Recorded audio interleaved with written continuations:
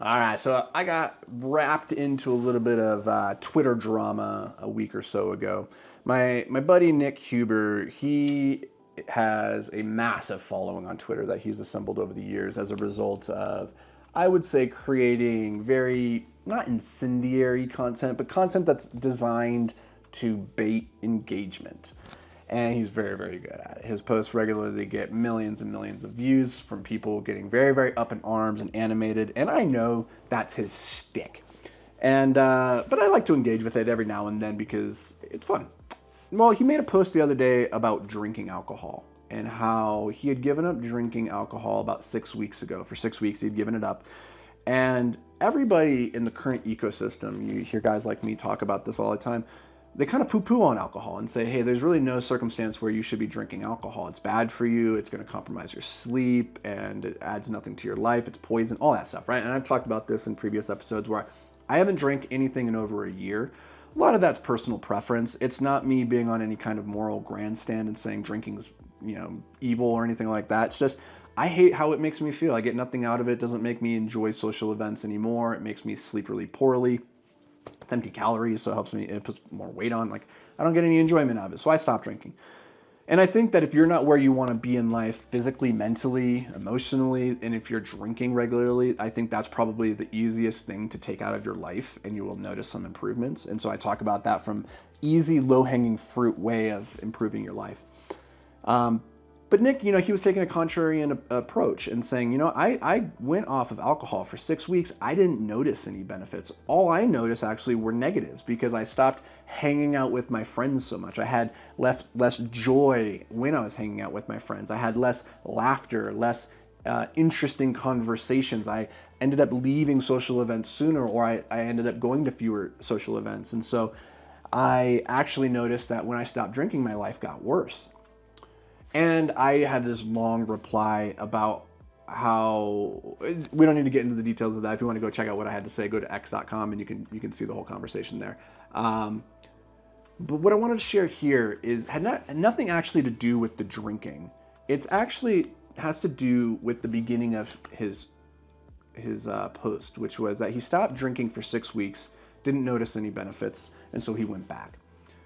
And my take is that going to the gym for 6 weeks isn't going to change your life. Eating healthy for 6 weeks, it's not going to change your life. Waking up at 5 a.m. for 6 weeks, it's not going to change your life. All great things take time. And by expecting it to be quicker, you only make it take longer. 6 weeks to give up drinking just isn't enough time to be able to see the benefits really start to manifest, both physically, emotionally, psychologically, in your sleep. It's just not enough time. And so often, and it's so interesting because Nick is a great entrepreneur who understands the concept that you need to give yourself long time horizons to be able to do anything great in life, and that all the good things in life, they tend to be the result of delayed gratification that take years. And so the longer the time horizon we can approach our goals, the more likely we are to achieve them. So the things in life that tend to be the most rewarding, most fulfilling, they're hard things that have to be played out over a long time frame. And we know that the things that give us immediate gratification, the sugary foods, the not working out, watching TV, binging on social media, drinking alcohol, all these things, they give us the immediate dopamine rush. And that's what makes them so addictive. That's what makes it so easy to fall into those traps, is because the things in our life that are good for us, that are helping us move towards our greatness, it takes so long to see the benefits of those decisions manifest.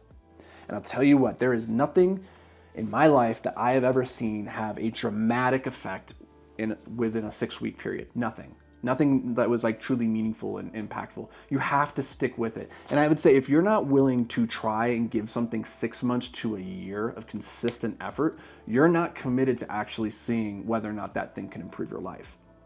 And I know this is easy to say, it's harder to live out in real time.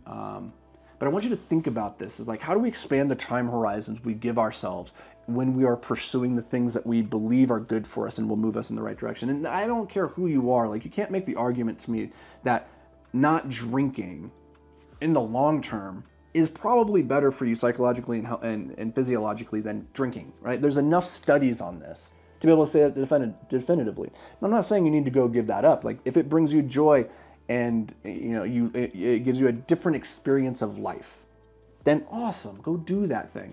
but make sure that you give it a fair crack. And the same with going to the gym, same with eating healthy, same with building your business, waking up at 5 a.m., whatever the new habit is that you're trying to introduce into your life. Give yourself longer than 6 weeks. It's just not enough. So I hope this brings you guys a little bit of value, a little bit of inspiration, a little bit of motivation. If you're currently trying to, get one of those good positive habits to stick, and you're like, I'm just not seeing the benefits of it yet, stick with it. Please give it more time. Expand your time horizons.